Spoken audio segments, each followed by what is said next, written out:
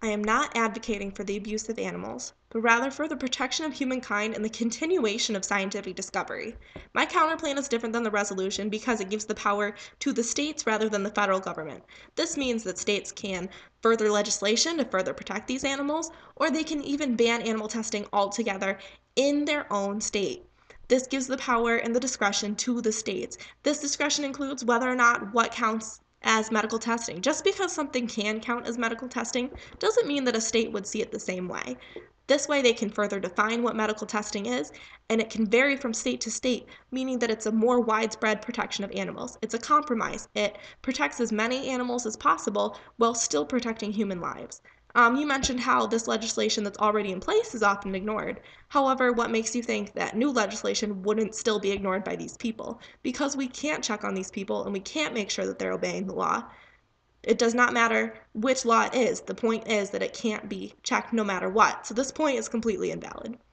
You mentioned that I was not using logic, that I was simply tugging at heartstrings, which is simply not true. I am simply pointing out that animals are used to fulfill human needs. We need food, so we eat an animal. We need to know if something is safe for us, so we use an animal. It is the same thing.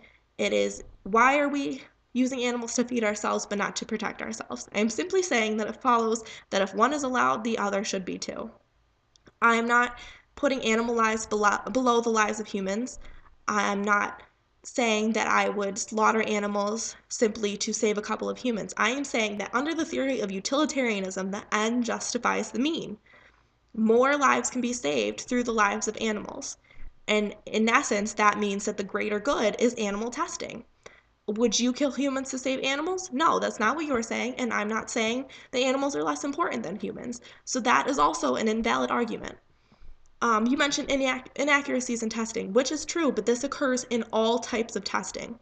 Because you provided no data or factual information or sources for your methods of testing other than animal testing, I am not able to debate these. I am not able to debate inaccuracies within your methods of testing. So, can't do that. Um, Animal testing often does yield accurate results, and beyond that, it lets us know if something is too dangerous to even continue to humans. You mentioned that humans are also tested after animals.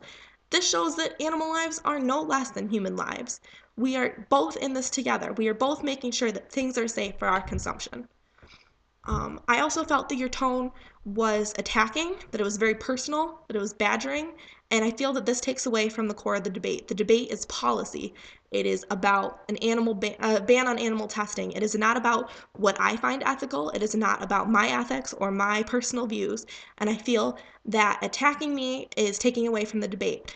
And if the judge votes in favor of my opponent, that says that the way you debate something is more important than what you are actually debating itself.